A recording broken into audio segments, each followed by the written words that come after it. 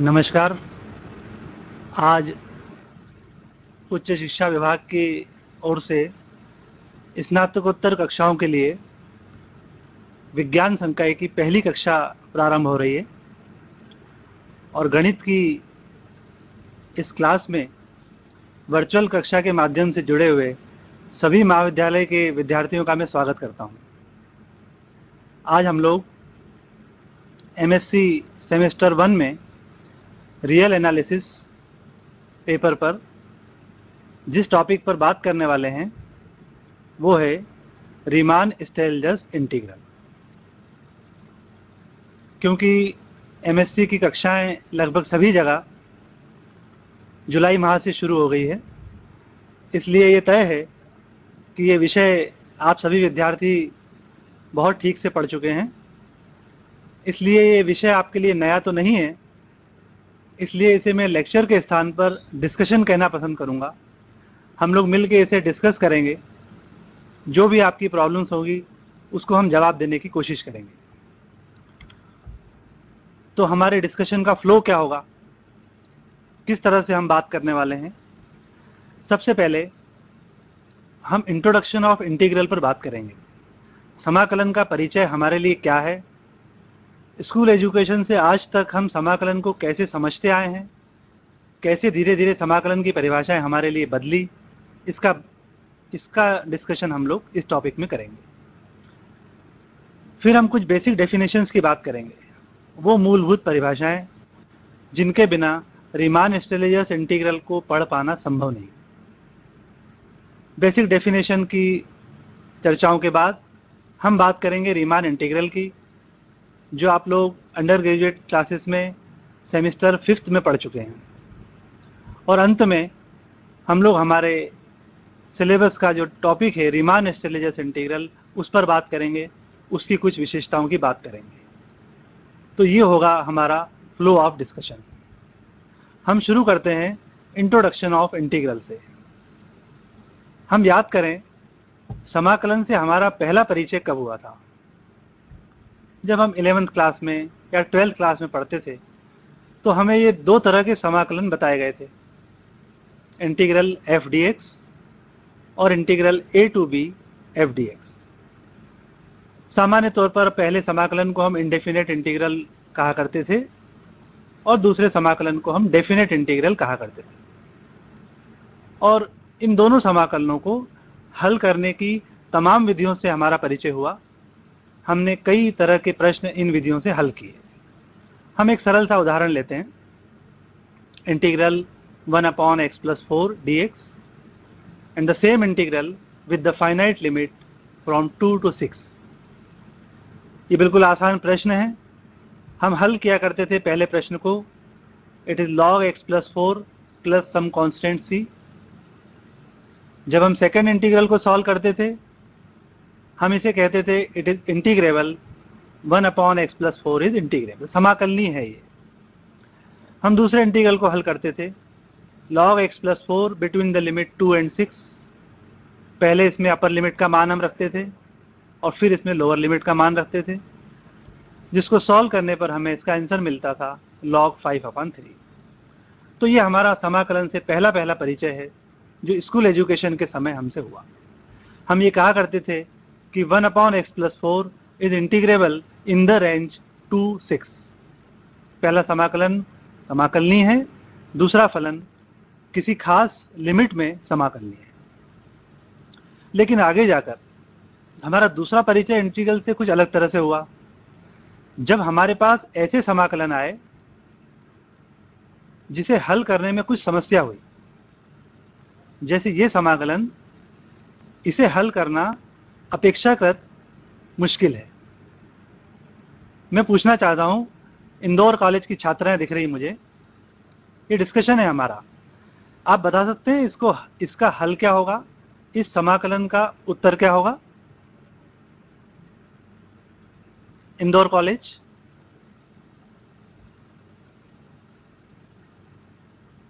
ये समाकलन का हमारा दूसरा परिचय हुआ ग्रेजुएशन क्लासेस में।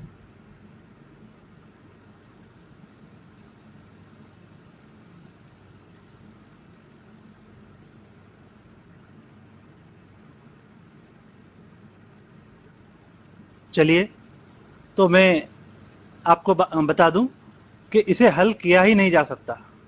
It is not integrable. ये हमारा दूसरा परिचय है।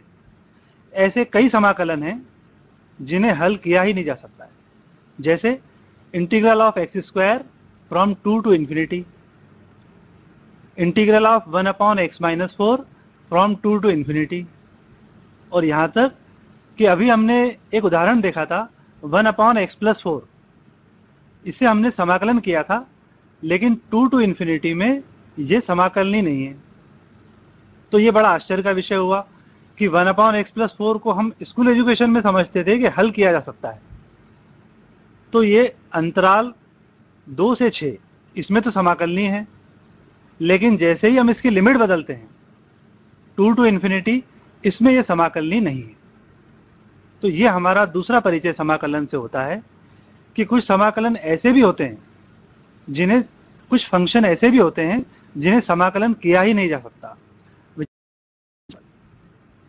और तब हमारे पास एक नई कॉन्सेप्ट आई। हमने 5th सेमेस्टर में ये जाना कि कॉन्सेप्ट है convergence and divergence of integral, समाकलनों का अभिसरण और अपसरण। वो समाकलन जिसे हल नहीं किया जा सकता, उनको ये ज्ञात किया जा सकता है कि वो अभिसारी हैं या अपसारी हैं, आइदर दे आर कन्वर्जेंस और डाइवर्जेंस। ये हमारा दूसरा परिचय हुआ समाकलन से। जब हमने इसे देखा तो स्वाभाविक रूप से एक प्रश्न आता है कि जब एक समाकलन 2 से 6 में इंटीग्रेबल है तो 2 से इन्फिनिटी में नहीं है, मतलब लिमिट का तो बहुत महत्वपूर्ण रोल हो गया। समाकलन की लिमिट क्या है, ये तो बहुत ही इंपॉर्टेंट कॉन्सेप्ट हो गया। तो वो कौन से समाकलन होते हैं जिन पे लिमिट ही नहीं होती? आप लोगों ने स्कूल एजुकेशन में ये पढ़ा कि कुछ इंडेफिनेट इंटीग्रल होते हैं जिनकी लिमिट्स ही नहीं होती। तो ये कैसा समाकलन है? मैं खंडवा कॉलेज से पूछना चाहता हूं, आप बताना चाहेंगे इन्हें इंडेफिनेट इंटीग्रल क्यों कहा जाता है? Why this is indefinite integral? Khandwa college.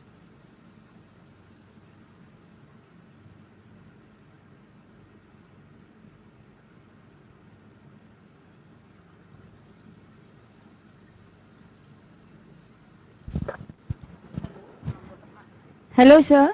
हाँ बताएं। My self Deepali Bansal. हाँ बोलिए। यस सर, उसकी वैल्यू किसी पर्टिकुलर वैल्यू पर डिपेंड नहीं करती उस इंटीग्रल की, इसलिए उसे इंडेफिनेट इंटीग्रल। किस पर डिपेंड नहीं करती? कोई लिमिट नहीं होती है उसकी, कोई पर्टिकुलर वैल्यू पे नहीं होती है। ठीक है, आपका नाम क्या बताया आपने? दीपाली बंसल। दीपाली। दीपाली बैठिए। Thank you sir. देखिए, अभी हमने देखा कि एक फलन किसी एक लिमिट्स में समाकलनीय होता है और दूसरी लिमिट में समाकलनीय नहीं होता। तो ये शुरू में ये बताया जाना इतना जरूरी नहीं होता, पर हायर लेवल पर हमें ये पता लगता है कि ऐसे कोई समाकलन होते ही नहीं जिनकी लिमिट नहीं होती। हम इस पे लिमिट इंडेफिनेट इंटीग्रल पे नहीं लिख रहे हैं, ये ठीक है, ये अंडरस्टैंडेबल है। वास्तव में इसकी लिमिट होती है a to x। इसकी लोअर लिमिट कोई कांस्टेंट होता है और अपर लिमिट वेरिएबल होता है।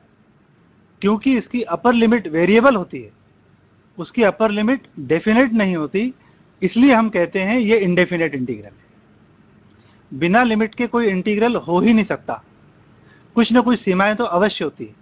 जब दोनों ही सीमाएं स्थिर होती है a से b, तब हम कहते हैं डेफिनेट इंटीग्रल, और जब अपर लिमिट उसकी वेरिएबल होती है तब हम कहते हैं इंडेफिनेट इंटीग्रल। इस प्रकार किस सीमाओं के बीच हम फलन को इंटीग्रेट कर रहे हैं, ये बहुत ही महत्वपूर्ण होता है।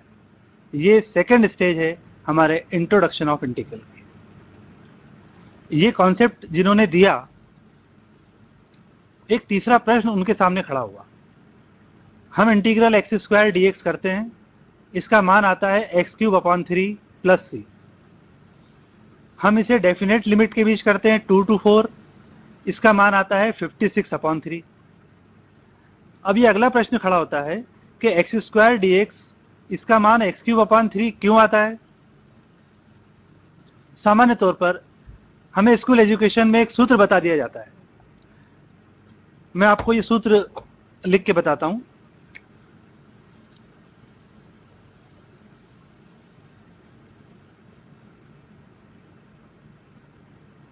Integral x raise to n dx, हम कहते हैं इसका मान होता है x raise to n plus one upon n plus one plus some constant. It is conditional and should not be minus one.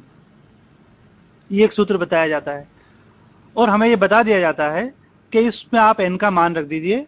यदि आप n के स्थान पर 2 रखेंगे आपको एक्स स्क्वायर dx का मान मिल जाएगा, एक्स क्यूब अपॉन 3 प्लस सी। पर हायर क्लासेस में आने के बाद हमारे मन में ये स्वाभाविक प्रश्न उठना चाहिए कि इसका मान ये क्यों आता है, x रेस टू n का मान x raise to n plus one upon n plus one कैसे आया। डेफिनेट इंटीग्रल में एक्स स्क्वायर 2 to 4 का मान 56 अपॉन 3 क्यों आता है। ये स्वाभाविक प्रश्न हायर लेवल पर उठना चाहिए और यही आपको पीजी क्लासेस में पढ़ाए जाने का उद्देश्य है। ये प्रश्न का जवाब जिन्होंने दिया वो एक जर्मन मैथमेटिशियन थे जिनका चित्र आप स्क्रीन पर देख रहे हैं। ये वाज बर्नार्ड रीमान। ये जर्मन मैथमेटिशियन थे।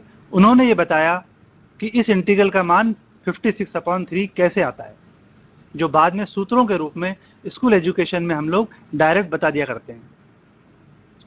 उन्होंने सबसे पहले डिफाइन किया integral for real functions on intervals, real functions के लिए, जिसको बाद में एक्सपांड किया गया दूसरे वैज्ञानिकों के द्वारा फॉर कॉम्प्लेक्स फंक्शंस।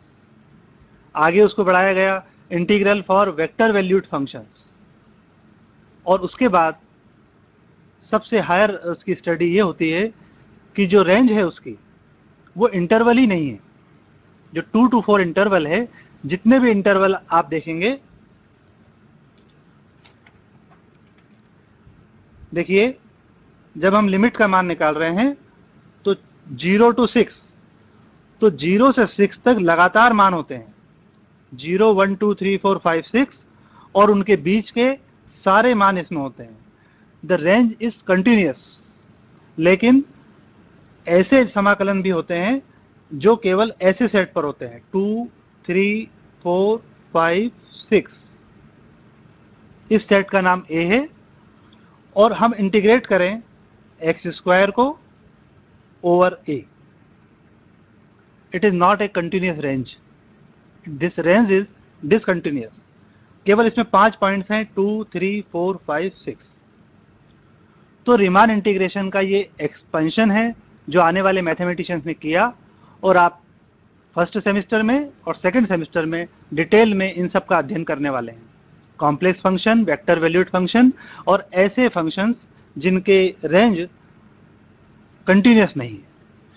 अभी हम बात कर रहे हैं जिसकी, वो है कंटिन्यूअस रेंज की।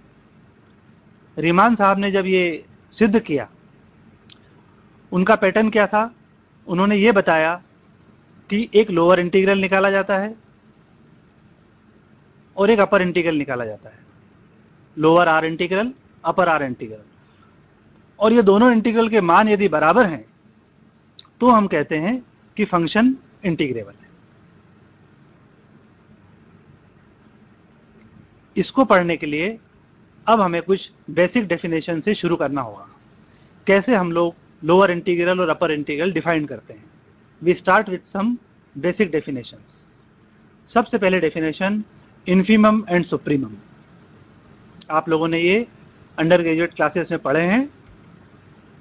हम एक उदाहरण से इसे रिवाइज करते हैं। एक सेट लेते हैं हम A, उसके एलिमेंट्स हैं ऑड नंबर्स स्टार्टिंग फ्रॉम 3 3 5 7 9। हम देखें इस सेट के सभी एलिमेंट्स 3 या 3 से बड़े हैं। ऑल x इज ग्रेटर और equal 3। All elements are also greater और equal 2। All x is also greater और इक्वल 1। इस A के सभी अवयव 3 से, 2 से, 1 से और न केवल 3 2 1 से बल्कि इनके बीच के पॉइंट से भी 2.5 से, 2.6 से सबसे बड़े हैं। ये सारे पॉइंट्स इसके लोअर बाउंड्स कहलाते हैं। These are lower bounds of the set. ये आप लोगों ने पढ़ा है। किसी सेट के इनफाइनाइट लोअर बाउंड्स हो सकते हैं, और इन लोअर बाउंड्स में सबसे बड़ा लोअर बाउंड कौन है? 3 है। 3 is the greatest lower bound. इससे बड़ा लोअर बाउंड हो नहीं सकता इसका। ये 3 ही इन्फिमम कहलाता है। 3 is infimum of the set. 3 is greatest lower bound of the set. ये इन्फिमम की डेफिनेशन है। मैं समझता हूं आप सब लोगों को रिवाइज हो गई होगी। अब हम सुप्रीमम की डेफिनेशन देखें। फिर एक उदाहरण लेते हैं। Set is even numbers up to 6। हम देखें इस सेट के सारे elements all x less or equal 6, also all x less or equal 7, all x less or equal 8 and so on. ये जितने भी एलिमेंट्स हैं 6, 7, 8 और इनके बीच के भी पॉइंट्स हैं, ये सभी इस सेट के अपर बाउंड्स कहलाते हैं। एक सेट ए के इनफाइनाइट अपर बाउंड्स हो सकते हैं। So these all are upper bounds of A. इन अपर बाउंड्स में सबसे छोटा अपर बाउंड कौन सा है? वो है 6। 6 इज लीस्ट अपर बाउंड। इससे छोटा अपर बाउंड होना संभव नहीं। इसी 6 को हम कहते हैं supremum of A. 6 is least upper bound of A. ये पहली बेसिक डेफिनेशन जिसके बिना इंटीग्रल्स को पढ़ा जाना संभव नहीं, इन्फिमम एंड सुप्रीमम। ठीक है, चलिए अब हम आगे बढ़ते हैं दूसरी डेफिनेशन बाउंडेड फंक्शंस की। मैं खरगोन कॉलेज के विद्यार्थियों से पूछना चाहूंगा, आपकी स्क्रीन पर 2 फंक्शन मैं दे रहा हूं in the interval 2, 6। First function is fx is equal to 1 upon x plus 4. The second function is gx is equal to 1 upon x minus 4. The first function is bounded while the second function is unbounded. Why? Khargone college क्यों पहला function bounded है और दूसरा bounded नहीं है? क्योंकि bounded function plays an important role in the theory of Riemann-Stieltjes integral. क्यों ये बाउंडेड फंक्शन है और दूसरा नहीं है? खरगोन कॉलेज बताना चाहेंगे?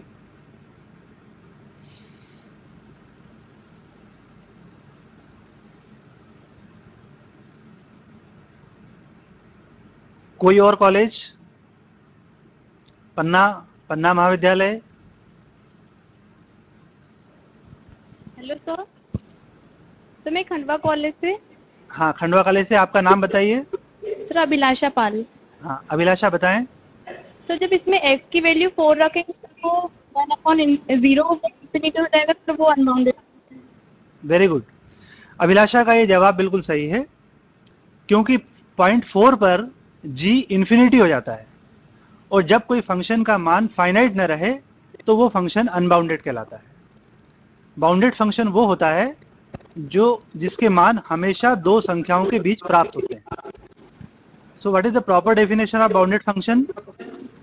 A real valued function f is bounded if there are finite real numbers small m and capital M such that m less or equal fx less or equal capital M for all points of interval. ये bounded function की proper definition है, और अभिलाषा ने इसका सही explanation दिया, क्योंकि g infinite हो जाता है x इज इक्वल टू 4 पर, इसलिए वो अनबाउंडेड है। चलिए अब हम तीसरी डेफिनेशन पर आते हैं, पार्टीशन ऑफ इंटरवल। अब मैं पूछना चाहता हूं होशंगाबाद कॉलेज से, आप डिफाइन कर सकते हैं पार्टीशन ऑफ इंटरवल क्या होता है? What is partition of an interval?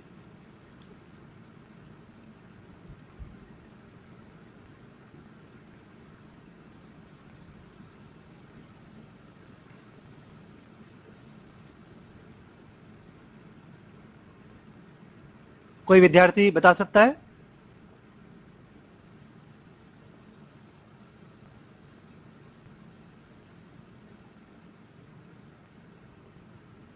Hello hello hello. हाँ, आपका नाम बताइए। Sir Shyam Bijoria, NMD college. हाँ श्याम, बताइए पार्टीशन क्या होता है? सर किसी भी इंटरवल का पार्टीशन ऐसे एलिमेंट्स का सेट होता है जो कि एक दूसरे से छोटे हो, यानी फॉर आपकी आवाज स्पष्ट नहीं आ रही है, थोड़ा जोर से बोल सकते हैं क्या?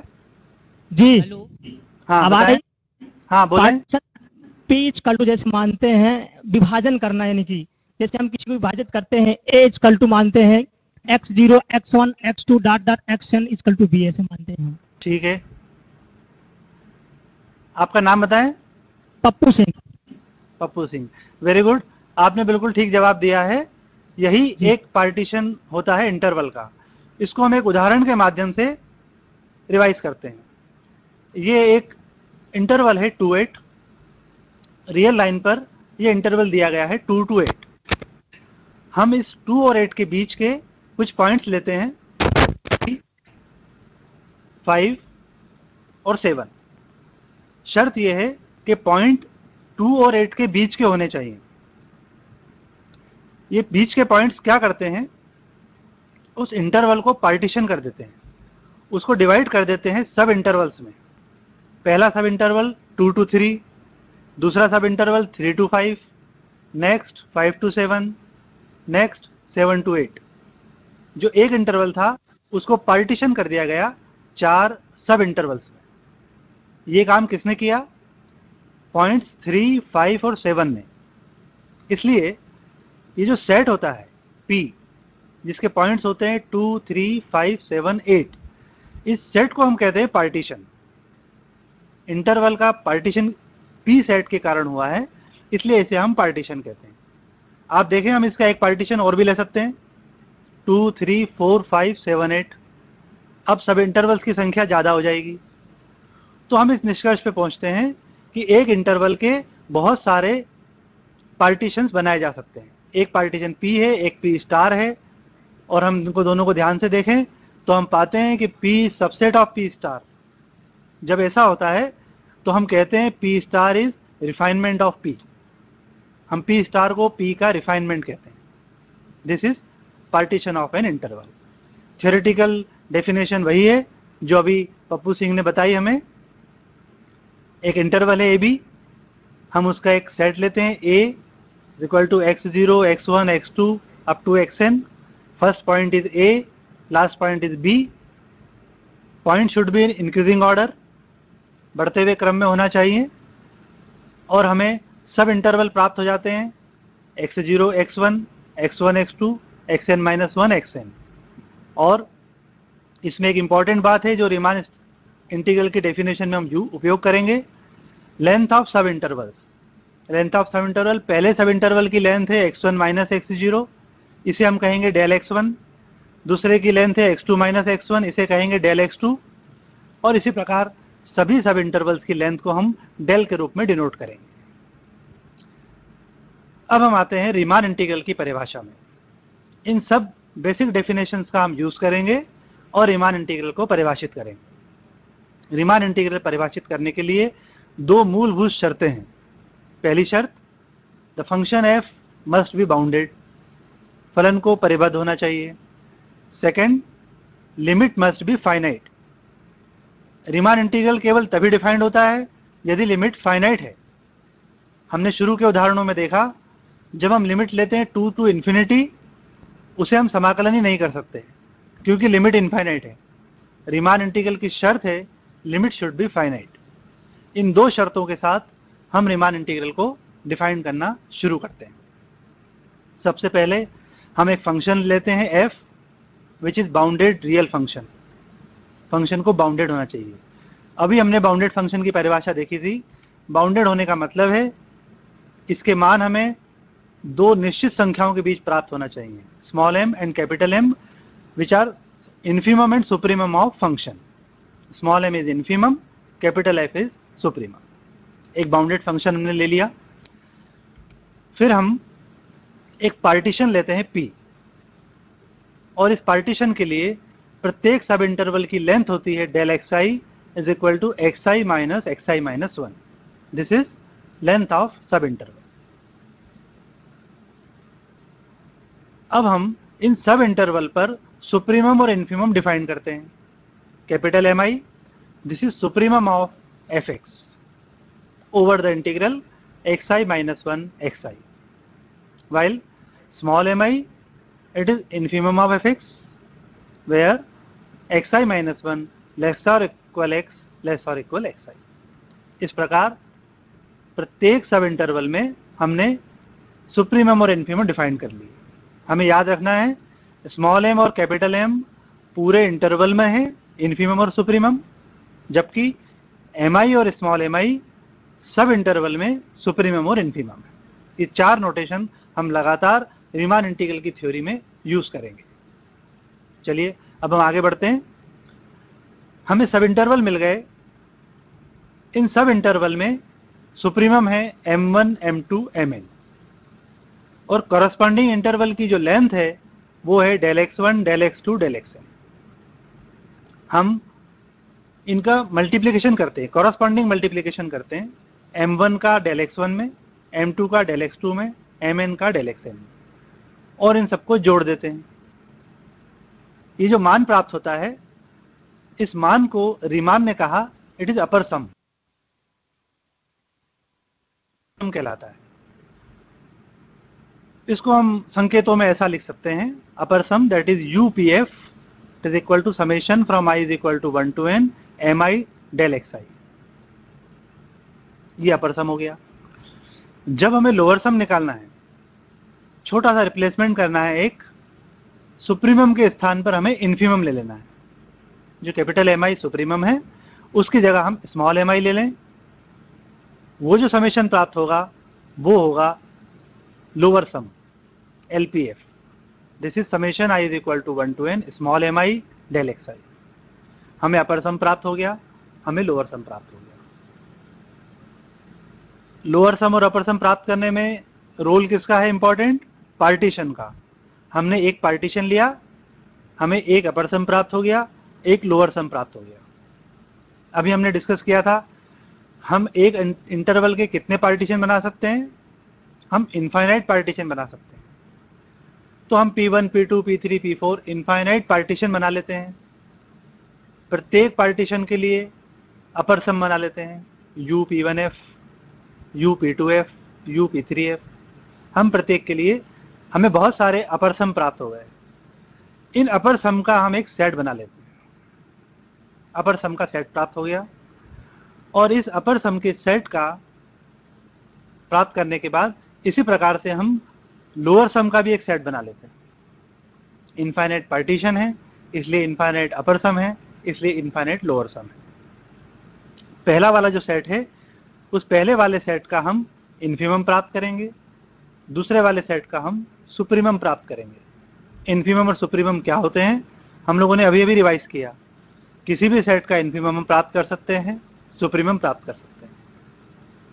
ये जो इन्फीमम हमें प्राप्त हुआ है, ये इन्फीमम, इसे रीमान ने कहा अपर आर इंटीग्रल, और जो सुप्रीमम प्राप्त हुआ इसे रीमान ने कहा लोअर रीमान इंटीग्रल। हमें दो इंटीग्रल प्राप्त हो गए, अपर आर इंटीग्रल और लोअर आर इंटीग्रल। ये दो मान प्राप्त हो गए। अब संभावना ये है कि ये दोनों मान अलग अलग प्राप्त हो गए। एक का मान आ गया 6, एक का मान आ गया 4। अगर ऐसा हो गया तो हम कहेंगे कि फंक्शन समाकलनीय नहीं है, फंक्शन इज नॉट इंटीग्रेबल। लेकिन कभी कभी ऐसा हो सकता है कि दोनों के मान एक समान प्राप्त हो जाएं। अपर इंटीग्रल का मान भी 6 प्राप्त हुआ, लोअर इंटीग्रल का मान भी 6 प्राप्त हुआ, अर्थात इन्फीमम भी 6 प्राप्त हुआ, सुप्रीमम भी 6 प्राप्त हुआ। जब ऐसा हो जाता है तो हम कहते हैं कि फंक्शन इंटीग्रेबल है। जब दोनों के मान बराबर हो जाएंगे, then we say that f is Riemann integrable over AB। और ये जो कॉमन वैल्यू होती है, इस कॉमन वैल्यू को हम कैसे लिखते हैं? Integral a to b f dx। This is equal to upper integral, this is equal to lower integral. आप याद करें वो उदाहरण, मैं आपको फिर से लिख कर याद दिलाता हूं। Integral x raised to 4 dx from 2 to 4, this was x cube। Integral x square from 2 to 4, हमने इसकी वैल्यू ज्ञात की थी 56/3, ये मान हमें प्राप्त हुआ था। वास्तव में इस प्रकरण में होता यह है कि जब हम इन्फीमम प्राप्त करते हैं उसका मान भी 56/3 प्राप्त होता है, और जब हम सुप्रीमम ज्ञात करते हैं उसका मान भी 56/3 प्राप्त होता है। इसीलिए हम ये कहते हैं कि फंक्शन इंटीग्रेबल है और ये इसका मान है। और जब इनके मान अलग अलग प्राप्त होते हैं तो हम कहते हैं फंक्शन इंटीग्रेबल नहीं है। यहां पर एक प्रश्न आपके मन में आना चाहिए, और वो प्रश्न ये है कि हमने इन्फीमम प्राप्त किया और सुप्रीमम प्राप्त किया, इस बात की क्या गारंटी है कि इन्फीमम और सुप्रीमम प्राप्त हो जाएंगे? मैं पूछना चाहता हूं खरगोन कॉलेज से, क्या किसी भी सेट के इन्फीमम और सुप्रीमम प्राप्त हो जाने की गारंटी होती है, या कोई ऐसे सेट भी होते हैं जिनके इन्फीमम और सुप्रीमम प्राप्त नहीं होते? खरगोन कॉलेज, क्योंकि अगर हमें इन सेट के इन्फीमम और सुप्रीमम नहीं मिलेंगे, रीमान की परिभाषा वैलिड ही नहीं रहेगी, उसकी वैलिडिटी पे प्रश्न चिन्ह हो जाएगा, क्योंकि इन्फीमम और सुप्रीमम जब मिल ही नहीं रहे हैं तो इनके बराबर होने का या बराबर नहीं होने का प्रश्न ही नहीं उठता। तो मेरा प्रश्न ये है कि क्या हर सेट के इन्फीमम और सुप्रीमम मिलते हैं या नहीं मिलते हैं? तो क्या कारण है, क्यों नहीं मिलते? हेलो, थोड़ा माइक के पास में रख के बोलें, आपकी आवाज नहीं आ रही।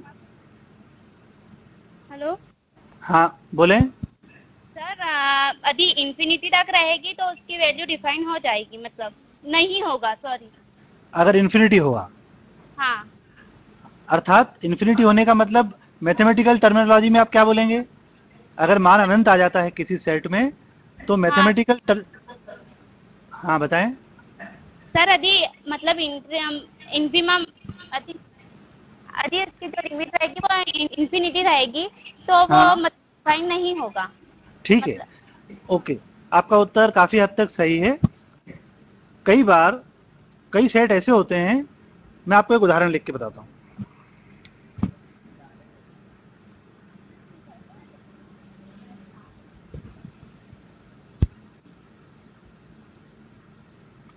ये जो सेट आपके सामने लिखा है 2, 4, 6 सेट ऑफ इवन नंबर्स, इस सेट में इन सुप्रीमम क्या होगा?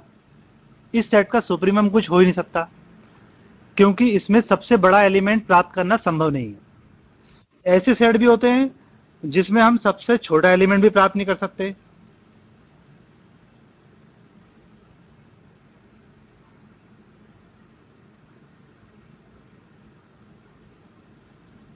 Set of all integers 0 +- 1 +- 2 +- 3, this is set of all integers. ये ऐसे सेट हैं जिनके न तो सुप्रीमम मिलेंगे न इन्फीमम मिलेंगे। वास्तव में क्योंकि ये बाउंडेड नहीं है, मैथमेटिकल टर्मिनोलॉजी में हम कह सकते हैं जो सेट बाउंडेड नहीं होते उनके सुप्रीमम और इन्फीमम मिलते नहीं। तो हम रीमान इंटीग्रेशन में ये कैसे कह सकते हैं कि इनके इन्फीमम और सुप्रीमम मिलेंगे? हमें इसकी गारंटी देना होती है। तो रीमान साहब ने बहुत ही सुंदरता से इसकी गारंटी दी है कि इनके इन्फीमम और सुप्रीमम मिलते हैं। देखिए कैसे मिलते हैं। हमारे पास 4 टर्म हैं, small m, small mi, capital Mi और कैपिटल M। उनमें ये रिलेशन होता है जो आपकी स्क्रीन पर सामने है, m less or equal small mi less or equal capital Mi less or equal capital M। हम इसमें मल्टीप्लाई कर दें डेल xi से, we can multiply from del xi। जब हम इसको डेल xi से मल्टीप्लाई करते हैं उसके बाद हम इसको सम अप करते हैं, summing for i is equal to 1 to n। हम इसको सम अप कर दें, हमें चारों टर्म्स में समेशन मिल जाते हैं जिनकी लिमिट्स है 1 to n, और इन चारों के जब हम मान रखते हैं तो मान हमें प्राप्त होते हैं m b minus a less or equal LPF less or equal UPF less or equal MB minus a। इस प्रकार ये लोअर सम और अपर सम बाउंडेड होते हैं। लोअर सम और अपर सम, इनके मान हमेशा दो संख्याओं के बीच मिलते हैं। ये दो संख्याएं कौन सी है? Small m b minus a और capital M b minus a। ये मान हमेशा दो संख्याओं के बीच होने के कारण सेट बाउंडेड होता है, और इस बात की गारंटी दी रीमान साहब ने कि इन्फीमम और सुप्रीमम हमेशा मिलेंगे। इसलिए लोअर इंटीग्रल और अपर इंटीग्रल हमेशा मिलेंगे। अब ये बराबर है या नहीं, ये अलग प्रश्न है। अगर ये बराबर हैं तो रीमान इंटीग्रेबल है, बराबर नहीं है तो रीमान इंटीग्रेबल नहीं है। This is the concept of Riemann integral. Okay, अब हम अपने अंतिम टॉपिक पर आते हैं, रीमान स्टेलेजस इंटीग्रल। रीमान साहब ने जब इंटीग्रल डिफाइन किया, उसके बाद उस पर एक प्रश्न खड़ा किया डच मैथमेटिशियन स्टेलेजस ने। He was a Dutch mathematician. उन्होंने कहा कि integral x cube d x, it is a integral of x cube with respect to x. इसे हम स्कूल एजुकेशन से पढ़ते आ रहे हैं, एक्स क्यूब का समाकलन एक्स के सापेक्ष। तो स्टेलेजस साहब ने प्रश्न रखा कि ठीक है, एक्स क्यूब को हम एक्स के सापेक्ष समाकलन कर रहे हैं, क्या ये संभव है कि आप एक्स क्यूब को एक्स स्क्वायर के सापेक्ष समाकलन कर दें? Integration of x cube with respect to x square. उन्होंने क्या, आप ऐसा कर सकते हैं क्या? Integral x cube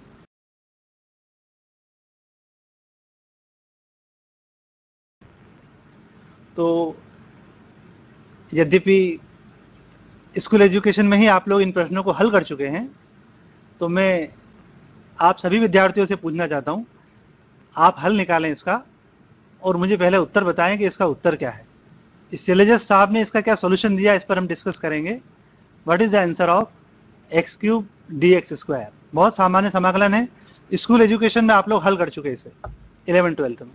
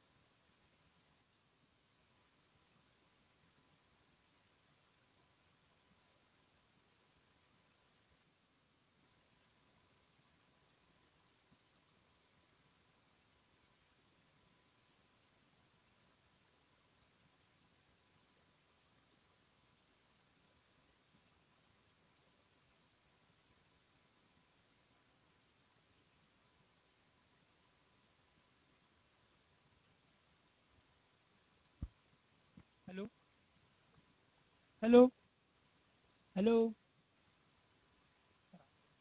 hello hello hello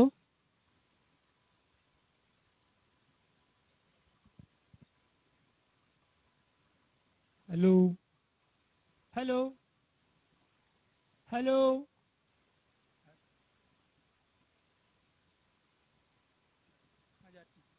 hello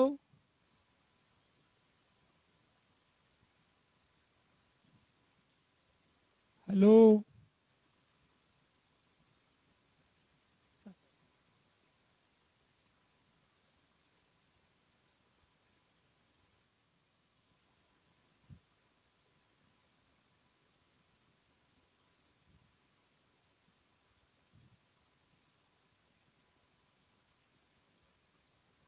hello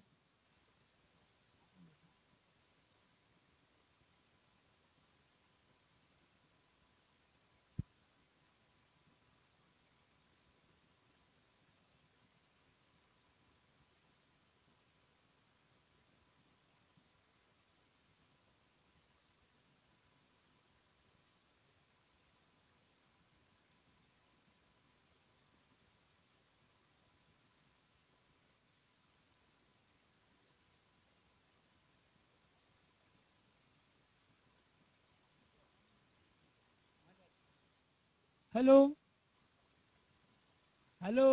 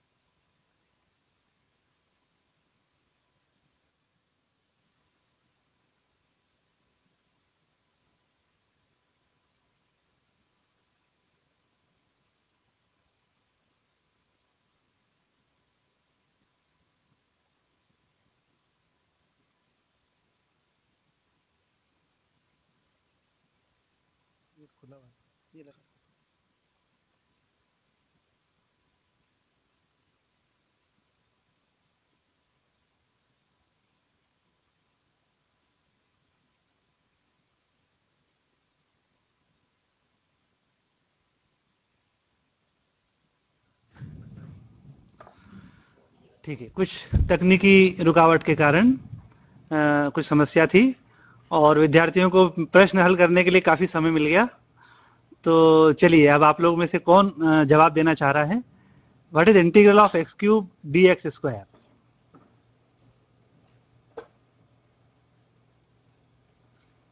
हाँ, पन्ना कॉलेज, आपकी आवाज़ नहीं आ रही है। आप बोलना चाह रहे हैं? माइक के पास बोलिए, थोड़ा थोड़ा आगे आ जाएं आप।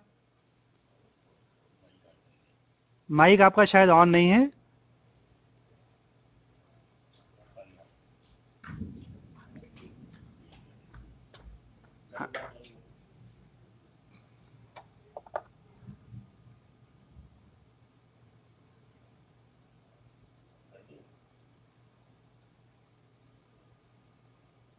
हेलो सर, मेरी आवाज आ रही?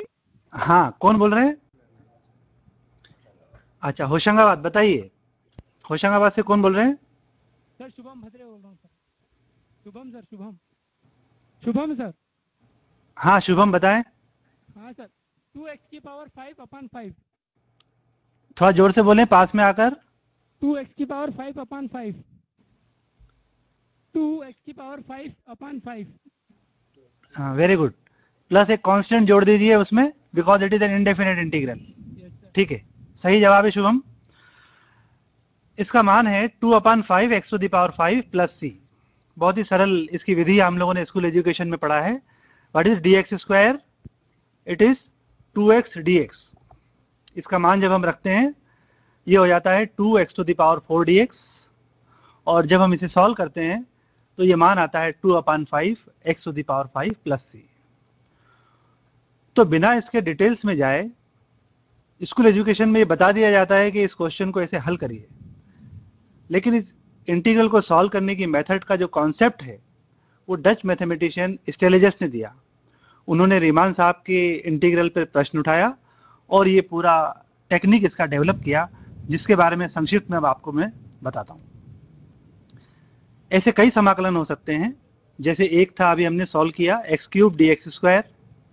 ये दूसरा उदाहरण आपके सामने है, integral of cos x with respect to sin x। तीसरा उदाहरण integral of log x with respect to sin x। ये सभी इंटीग्रल्स क्या हैं?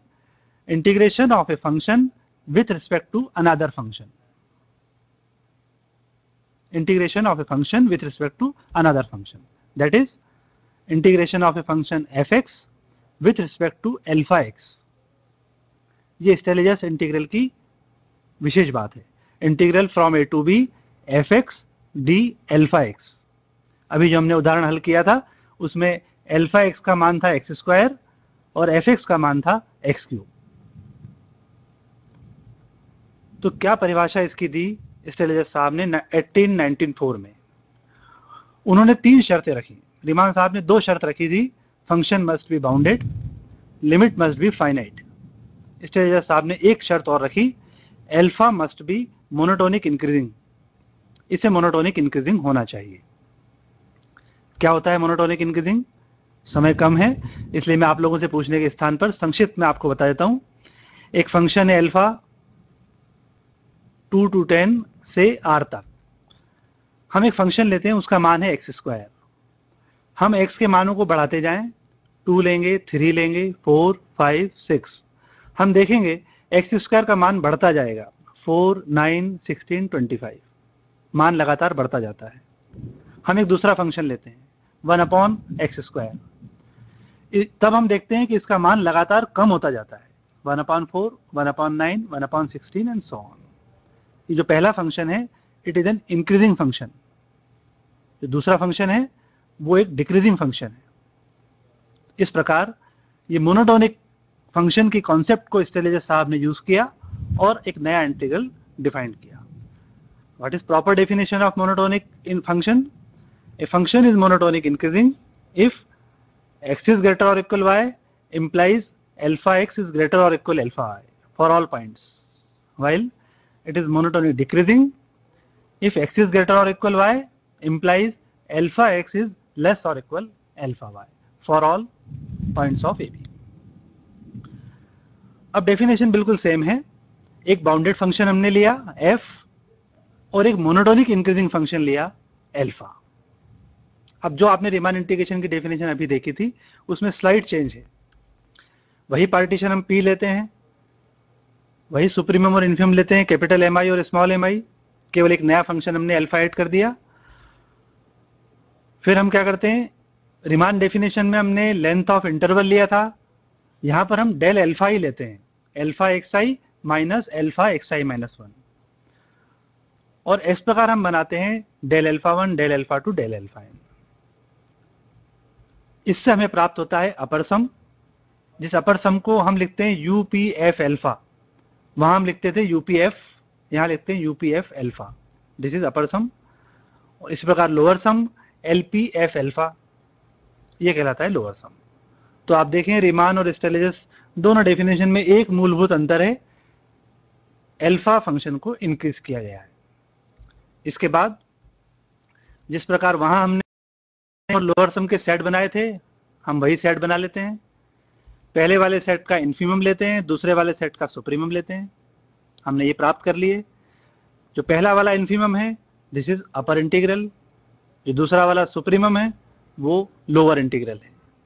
इसको कहते हैं RS integral because Stieltjes involvement is there. पहले वाले को हम R इंटीग्रल बोलते थे। जब ये दोनों इंटीग्रल के मान बराबर हो जाएंगे हम ये कहते हैं फंक्शन RS इंटीग्रेबल है। और इसे डिनोट कैसे करते हैं, इसे हम लिखते हैं integral a to b f d alpha.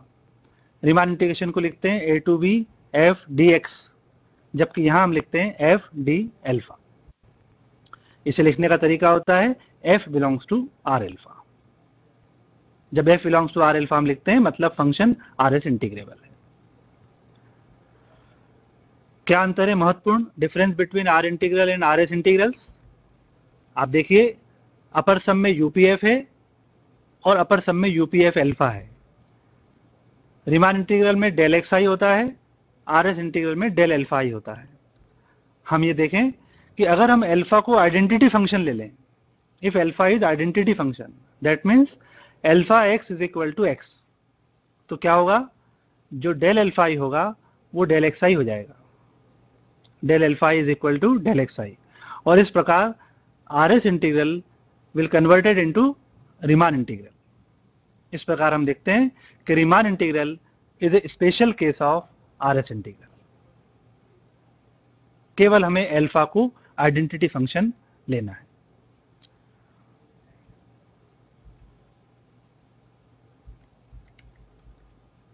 कुछ प्रॉपर्टीज हैं आर एस इंटीग्रल की, उन प्रॉपर्टीज के बारे में हम बात करते हैं। Every continuous function is R S integrable. जो भी फंक्शन कंटिन्यूअस होगा वो आर एस इंटीग्रेबल होगा। अगर हमें देखना है कि फंक्शन इंटीग्रेबल है या नहीं, हम उसकी कंटिन्यूटी को चेक करें। अगर फंक्शन कंटिन्यूअस है वो आर एस इंटीग्रेबल है। दूसरी प्रॉपर्टी, यदि फंक्शन कंटिन्यूअस है पूरे इंटरवल पर और कुछ पॉइंट्स पर कंटिन्यूअस नहीं है, लेकिन उन पॉइंट्स पर एल्फा कंटिन्यूअस है, तो भी फंक्शन इंटीग्रेबल होता है। If function is continuous, expect some points a of ab at which alpha is continuous, then function is RS integrable. तीसरी विशेषता होती है, प्रत्येक मोनोटोनिक फंक्शन इंटीग्रेबल होता है। Every monotonic function is integrable. दो और अंतिम विशेषताएं हैं। If f is integral and g is continuous, then its composition is integrable. Composite function, उसका कंपोजिट फंक्शन भी इंटीग्रेबल होता है। और आखिरी विशेषता, जो फंक्शन इंटीग्रेबल होता है उसका मॉड्यूल फंक्शन भी इंटीग्रेबल होता है। Mod F is also integrable.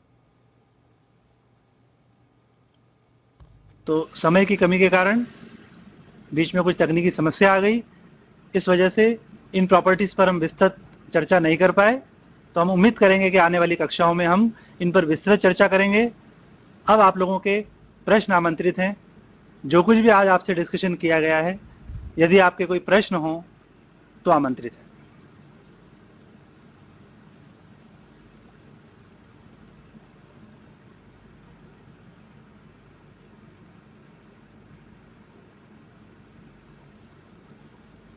आज हम लोगों ने जो चर्चा की उस पर अगर आपके कोई प्रश्न है तो आमंत्रित है। हेलो, हाँ, कहाँ से बोल रहे हैं आप? सर खरगोन कॉलेज से। नाम बताएं आपका। निधि। निधि, पूछें। हाँ सर, आपने बताया था कि इंटीग्रल 1/x+4 x+4 dx का इंटीग्रल log x+4 होता है, बट इंटीग्रल 1/x+x-4 dx का इंटीग्रेबल क्यों नहीं होता है? ये क्यों नहीं होता? ठीक है, हाँ। देखिए 1/, बैठो बेटा आप। देखिए 1/x-4, इसे हमें इंटीग्रेट करना है 2 to 6 के बीच, 2 से 6 के बीच इसे समाकलन करना है। और x इज इक्वल टू 4 पर इसका मान क्या होता है? अनंत हो जाता है। x बराबर 4 पर फंक्शन का मान अनंत हो जाता है, मतलब 1/x-4 बाउंडेड नहीं है। It is not a bounded function, it is unbounded function.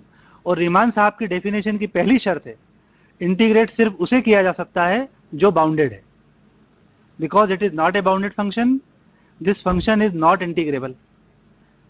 School education में ये बताने की आवश्यकता नहीं होती, वहां सीधे हम समाकलन कर देते हैं फंक्शन को। लेकिन हायर क्लासेस में आने के बाद हमें इस बात को समझना चाहिए, जो फंक्शन बाउंडेड है केवल उन्हें ही समाकलन किया जा सकता है। आपको क्लियर हो गई बात?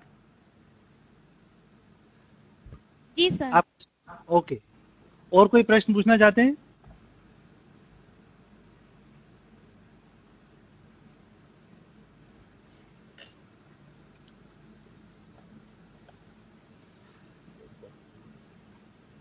तो यदि और कोई प्रश्न नहीं है तो हम आज के इस व्याख्यान को यहीं समाप्त करते हैं, और हम उम्मीद करेंगे कि आने वाली कक्षाओं में इन विषयों को और विस्तार के साथ आप लोगों के साथ शेयर करें। आप सभी का धन्यवाद।